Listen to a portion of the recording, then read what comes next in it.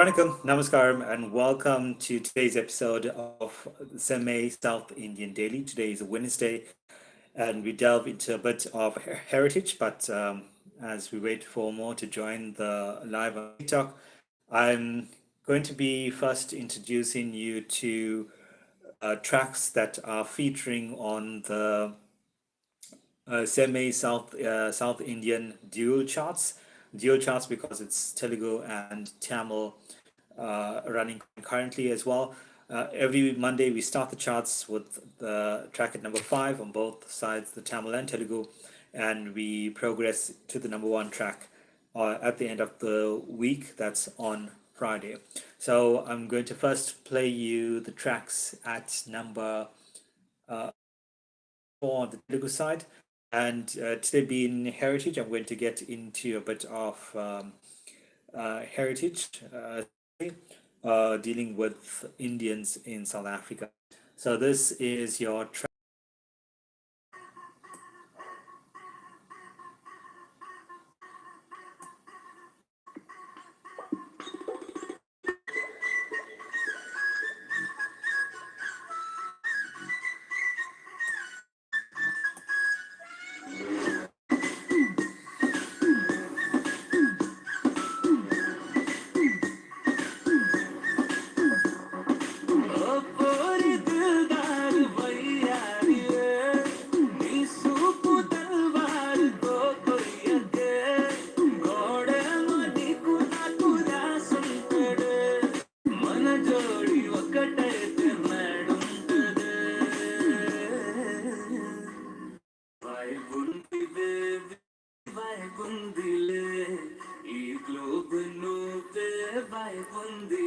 Okay, so this is your Telugu track at number 5.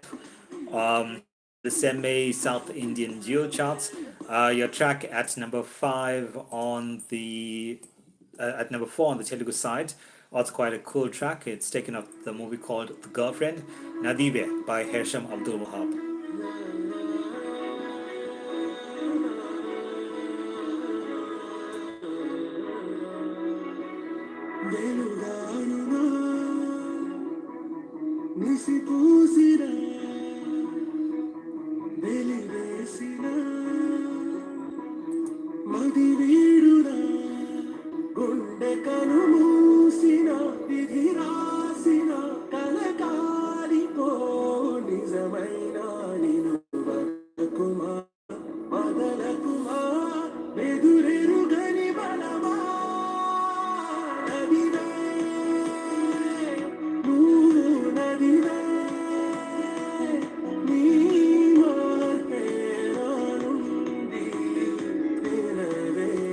Alright, so this is the track at number 4 on the SEM-MAY South Indian Dual Charts.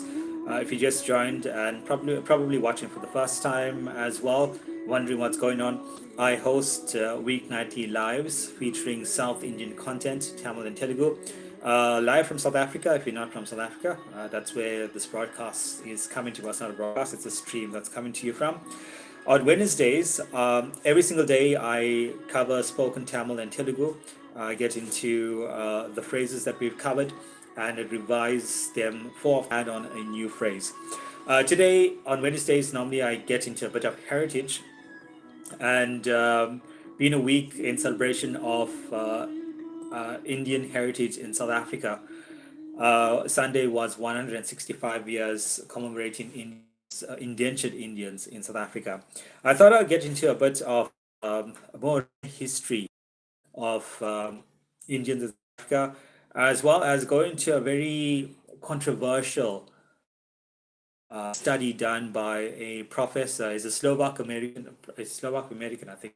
I'll let you know, Slovak American. But he said that he had found evidence that Indians were actually the first people to actually colonize South Africa, which means us back about 2,000 years that Indians may have been in South Africa. So I'm going to get into, there are quite many articles about the professor. His name is Cyril Romnik, along the internet, and the government have also tried to deport him because of his statements, because if his statements are true, it's the history of South Africa. So I'll get to an article. There's an article that was done by the Mail and Guardian as well, quite a nice article covering his findings. But I'm going to give you another article, area where he actually found or claims to have found evidence that South Africans, or rather Indians, were in South Africa in ancient times and the first to colonize South Africa.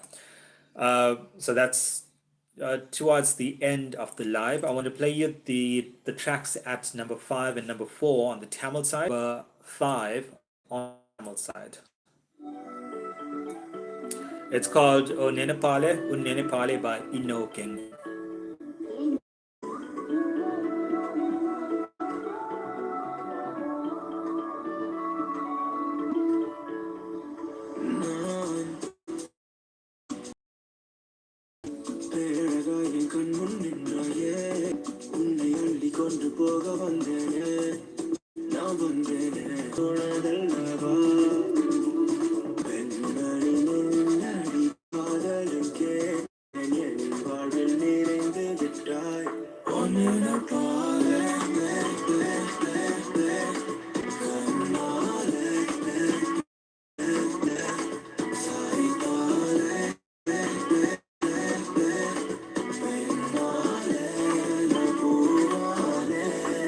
This is Inogenga with his track called Unenepale.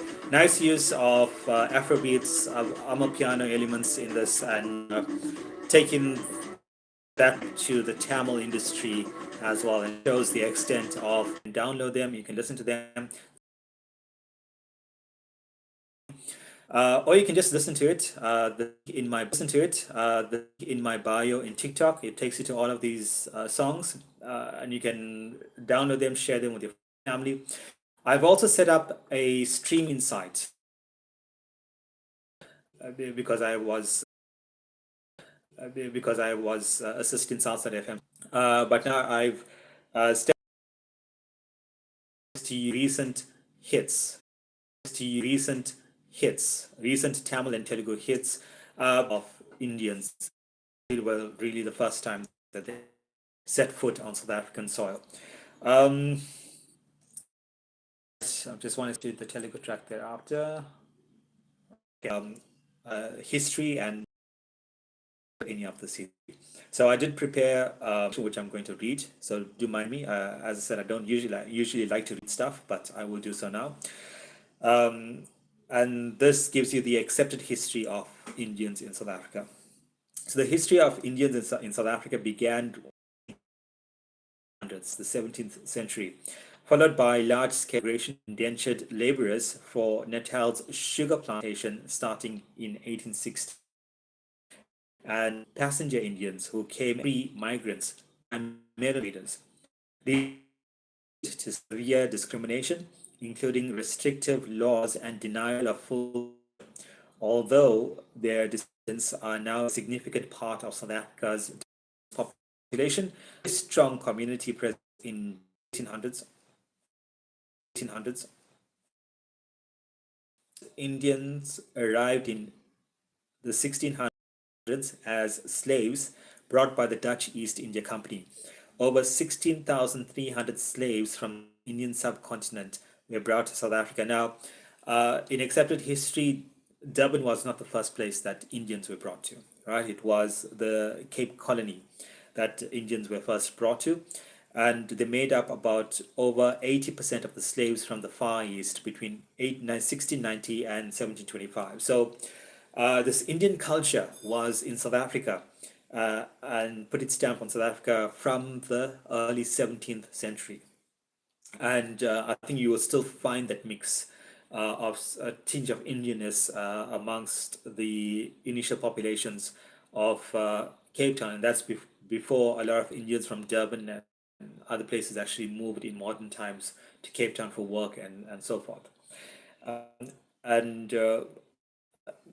80% of the slaves were from India, but they were slaves from other parts, Malaysia, Indonesia, and so forth, all together, put together and brought to Cape Town. So early days of Cape Town, and the people that are still or live there from then will have that Indian hair. And most probably Cape Coloureds will also have a lot of Indian dwell running in their family trees. Um, Indentured laborers, 1860 to 1911. Starting in 1860, the British colonial government arranged for laborers to work on Natal's sugar plantations to address a labor shortage. These workers were brought under contracts of indenture, a system viewed by many as a form of contractual slavery, with many coming from regions like Tamil Nadu, Andhra Pradesh, Bihar, and Uttar Pradesh. Now, in the in 1838, basically slavery was abolished. All right. So what the British did, they sort of took an about way um, route to still continue bringing South Africa to bringing Indians to South Africa as slaves, but not using the term slavery. All right. Therefore, they used the term indentured laborers, but it was still a form of slavery. Many do believe, I also do believe that given the conditions, not only the indentured laborers, the indentured Indians, but also the passenger Indians. The passenger Indians came of their own will and, funded their journey to South Africa, and they came to set up trade. But being Indian didn't, whether you're a passenger or indentured, didn't really matter. As long as you were Indian, you were subjected to a lot of abuse as well under the British rule.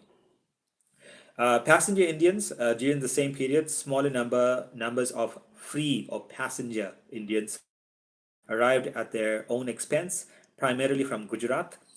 They were largely merchants, traders, and artisans who sought new business opportunities. And it's a reason why you see a lot of Indian owned businesses have their origins in Gujarat. Because the first lot of Indians who came to South Africa to do business were from Gujarat as well. The discriminatory laws, both indentured and passenger Indians faced significant discrimination, including laws that denied them full citizenship and property rights. Journey to South Africa was often brutal, and many workers died on board ships and shortly after arrival. Upon arrival, many faced hardship and exploitation. If you want a really cool, a really good, concise look at our Indian history in South Africa and follow the journey of the Indians to South Africa from the places like Tamil Nadu and Andhra Pradesh and so forth. There's a book called The Flight of the Stone Bird by A.D. Mudley. And it was launched at Southside FM as well, and we gave away a few copies. And I began reading that to my dad of recent. My dad is a stroke patient, so I still read to him, and he likes listening to these stories. He used to like to write a lot as well. So this gives him some escapism as well from just being stuck in bed because he's paralyzed. So it's a brilliant book to get, The Flight of the Stone Birds. So much amazing information has been done, research has been done, and as a fictional work of fiction. It follows the story of one person, one individual, and stories from other individuals, and those stories are collated and put into a non-fiction sort of, but with a lot of fiction backing behind it. Maybe when I do find the book, it's at my parents' house. I will bring it through and I'll read you a portion of that as well.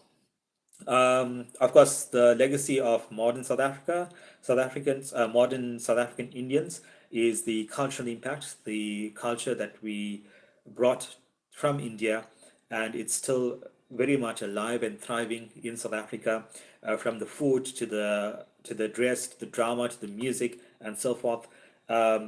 And South African Indians or Indians were people who fought for rights and still fight a lot in current day and age for the rights of other peoples, for rights of other groups, and also get very much involved in focusing on promoting certain areas of on medical side, social, economic topics as well. Um, all right, I'm not going to get any further into that. I think if you'd like a bit more information about the earlier Indians, accepted history of Indians in South Africa, and that's in at the beginning of the 17th century. Indians brought to Cape Town by the Dutch East India Company. You can do a bit of research on that, and there are certain names that pop up. I think one of the chief commanders of the Dutch East India Company. I think may have been Jan van Riebeeck. I'm not too sure. Don't hold me to that. But he married an Indian as well, and she had quite an influence on the company and the law. You can get into that, or I'll try and get you some information as well, and maybe present that to you next week. I'm going to go to the track at number 3 for this week on the Telugu side, and when we return, I'm going to get into an article about a professor known as Cyril Romnik. Cyril Romnik was a Slovak American historian. He was based at the University of Cape Town. This is recent history. And he always had this hunch that Indians were in South Africa far longer than the 16th century or 17th century time that's actually history or accepted history in South Africa. And he feels that he has found this evidence, and he presented this evidence, and because it was considered to be to change the entire history of South Africa. So there were efforts to deport him from the country. So it was quite a scatter, but he stuck to his word. I don't know if he's still alive. I try to get in touch with the University of Cape Town and got in touch with him and tried to find out about him. They're a bit mum about it as well. So quite a controversial article that was written, and I'm going to read you a bit of that article as well. Let's get to the track at number 3. It's the music of Tamanes, and it's called Top, taken off the movie called Game Changer.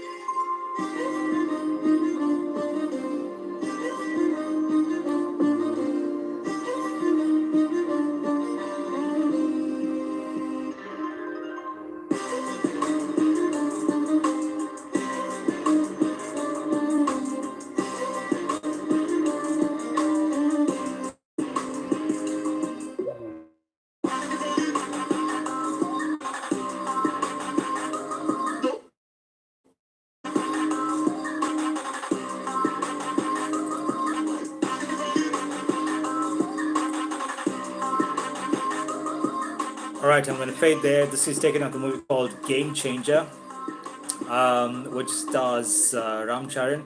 Tamanes, the movie didn't do too well, but I think he's going to be making quite a comeback with Perda.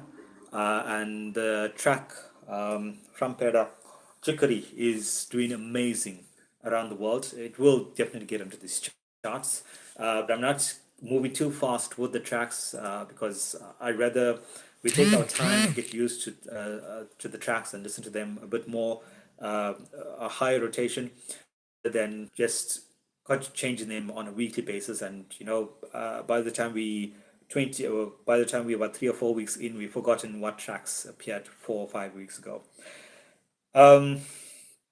let's get to this article. Okay, cancel. It did open up. It's the PDF that opened up, and I'm going to be reading straight from this. All right, so I'm not going to be speaking offhand, um, especially when it comes to historical information or so-called historical information. I don't want to talk offhand because I'm not a historian, so I'd rather read the article. I'm going to read. It's quite a long article, so I'm just going to read, select about maybe two or three um, paragraphs from this article and read that to you, just the meat of it. I just want to find that. Okay, let me read from the beginning. All right. Fate has a way of rewarding those who are persistent, or at least providing them with a sign that they are on the right track. About 11 years ago, a Cape Town based Slovak American historian called Cyril Romnik announced a discovery that seemed to confirm his theory that Indian gold seekers were active in Southern Africa long before the first Europeans arrived. A theory which, when first aired, brought archaeologists and historians at Cape Town's ivy-covered university close to blows and saw Romnik just about deported from the country. The reason? Romnick's choice of words and seemingly dismissive expressions in a 1981 book were clearly ill-suited to the closing years of apartheid. But there are deeper issues at stake. If Romnick's theory is correct, it means that metallurgy was not developed in Southern Africa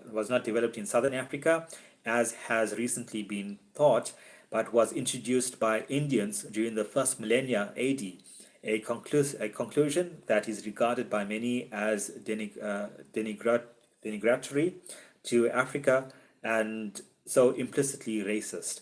And I think it was a few weeks ago, I covered an article that was released by the Tamil Nadu government. And it was backed by the Indian government, saying that there were signs of metalworks in India going back, I think, about 3 to 5,000 years. And previous to that, it was thought that metals were imported into India from places like China and so forth. And now they have found evidence that actually metalworks were quite prominent in ancient India. And here you have Cyril Romnik suggesting that it was not metallurgy, metalworks was not something that was started by the occupants of southern Africa, but was brought into the continent and into the southern African part of the continent by Indians. But the real hot potato is Romnick's suggestion that the Indian miners and their Indonesian employees. So the Indians came with Indonesian slaves, probably they say employees, but they were probably slaves to the Indians at that time.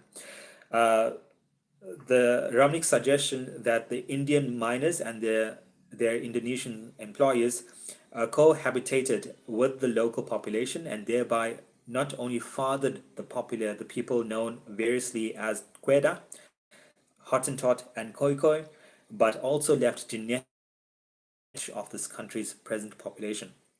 So there's quite a statement to make that the Quena, the Hottentot, and Khoikhoi, and if you covered history like the Sandmen and so forth, were the original occupants of South Africa.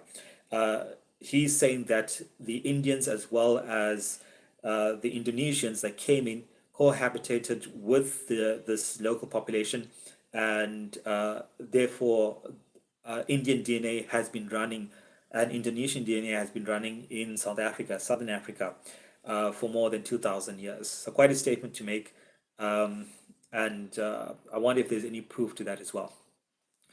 So the attempts to deport Romnik from the country failed, but he was excluded from academic institutions. That's why I couldn't get a hold of him, barred from publication in archaeology journals, and labeled a kind of crackpot. So people thought he was going crazy, not to be taken seriously. Romnik, convinced of the validity of his conclusions, continued his investigations despite personal difficulties. When in 1985 he came across an engraving of an Indian war chariot at the mouth of an established archaeological cave site. Romnick believed he finally had the evidence that would convince his detractors. Now, this is quite recent history, 1985. Many of us watching this were, born around that period or even before that as well. So we were still around. The reactions of the academic was to either ignore it or pretend it did not exist. A senior archaeologist of the South African Museum assured me that no one other than Romnick had ever seen the chariot engravings and suggested that it was a fantasy deriving from Romnick's obsession. I decided to take a look. Now, this actually is a journalist of Mail and Guardian as well. Okay, yes, it was Mail and Guardian, and this article was published on October 7th, 1997 as well. Okay, so this was actually the article I was referring to. It's just found on another site. So this journalist decided to put Romnick's theory to the test, and they actually went and hiked to this cave to actually look for this drawing that Romnick was talking about. And there's a bit of a picture of it here. It's not too clear. Oh, yeah. Sorry about this. It's quite a long article, seems like. Okay, so that was sort of picture that was discovered by Romnick, and he says those wheels were not. It wasn't given the date of it that the invention of wheels weren't in Southern Africa, and he says the only the only sort of culture or people that actually built these things, and he said it looked like an Indian chariot, and it says that's clear evidence that Indians were in this site. I said 2,000 years ago, but he puts a date of as far back as 20,000 years. So if he's correct, then it actually extends even the evidence found in India that metalworks were in India for as far back. And I'm not going to read more through this. If you want, you can do a bit of research, and I will also do a bit of research. But I did research this a few years ago as well. And he made a bit of a point because he said, first he said Karoo, the Karoo, if you, for those and you don't know, a desert that's found in the Cape. And he says Karoo is a name that came from Kar. I think if many of those are like dry fish, Karuad, right? Karu means dry. And he says the word Karu came from Kar, the word Kar. So it suggests that the Tamil people actually were the Tamils that actually came, and Tamils were known as great navigators of the seas in ancient times.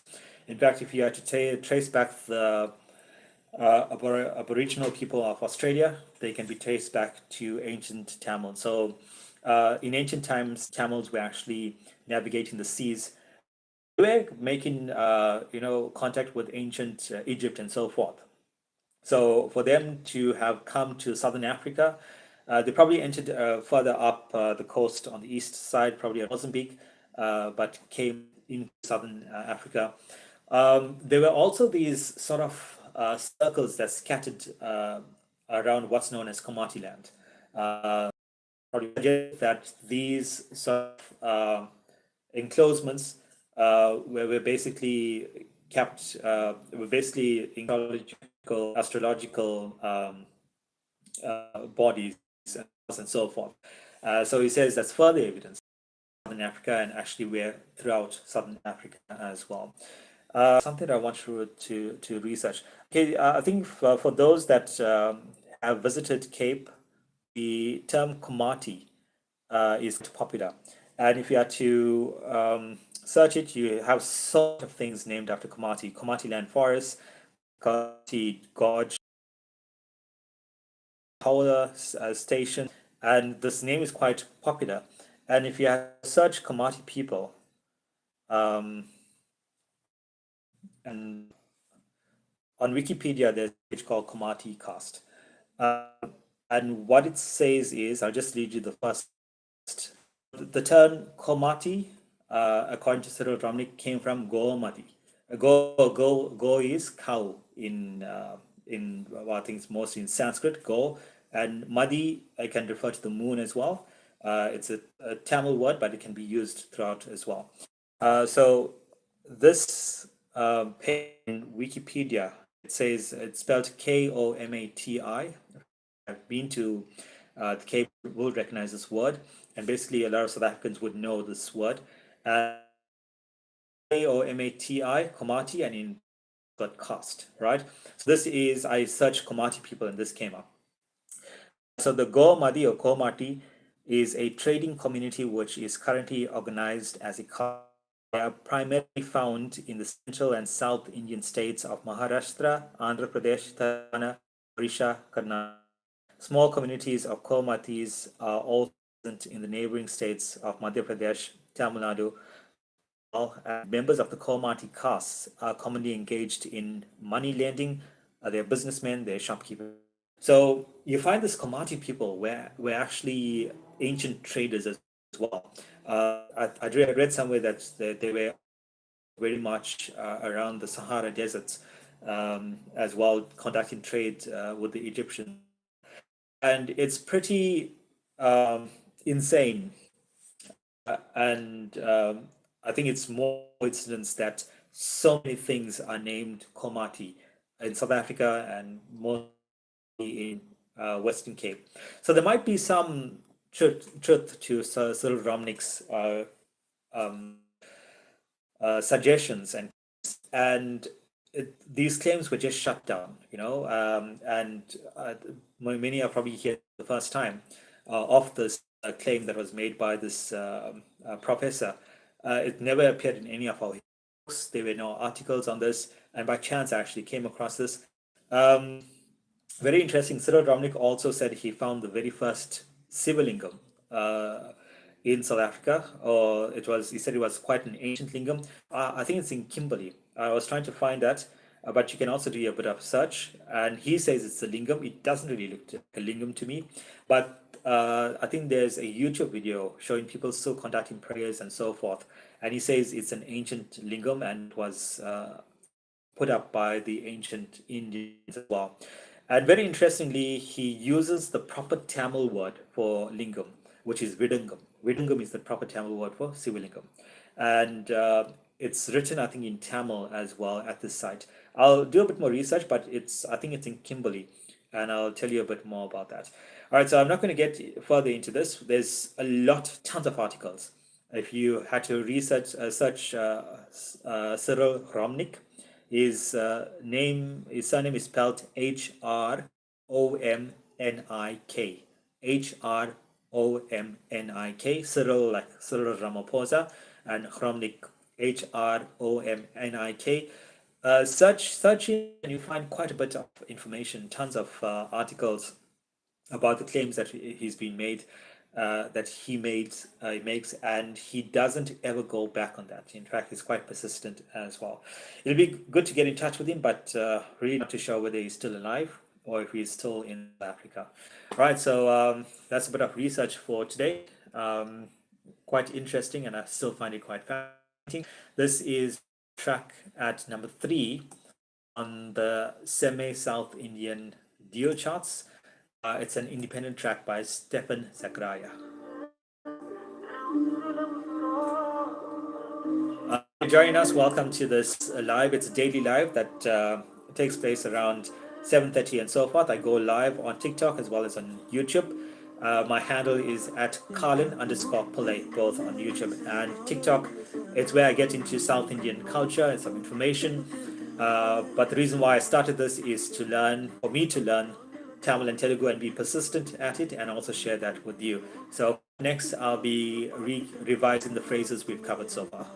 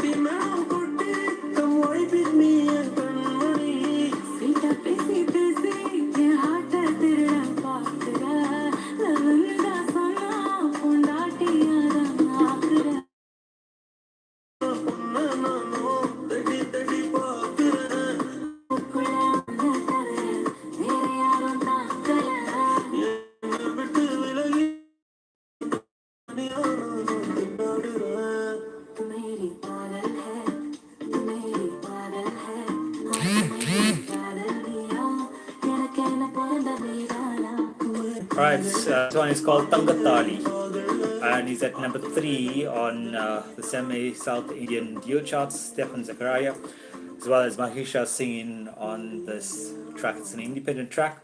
As I said, you can find the link in my bio on TikTok to the folder that will have all of these tracks. You can download them or you can listen to them. I suggest you download them and share them with your friends, your family as well. Or you can find these tracks as well as many other tracks. I update the stream that I put up. It's a stream that I created 4 years ago. I sort of stepped away from it, but now I'm getting back into it, and I've updated it with a lot of the recent songs that released in the last few months in 2025 and over the last 5 years as well. It's called SEM-MAY South Indian Stream. The link is also in my bio. It's hosted on a page called zeno.fm. You can access that 24/7 anywhere in the world, and it's upbeat, uplifting Tamil and Telugu tracks that. And as time goes, I'm going to put in some podcasts and some South Indian content and so forth, and add the titles of the tracks and stuff so you can know what you're listening to. All right. Let's recap our Telugu and Tamil spoken lesson, and I'm going to be playing you. I'll stream that site that I'm talking about that I've set up for about half an hour, so I'll stream that through, and you can just chill and listen to it. Don't see me; it'll just be pointed at the page. I do hope my battery does not die before that, but if it dies, I'll goodbyes. Let me just get to that quickly first, and I want to go over the Telugu and Tamil lessons. Right, I need to go to the internet first. To greet in Telugu, Namaskar, and to ask unnaru, Meeru ela unnaru, to ask how bagunnanu.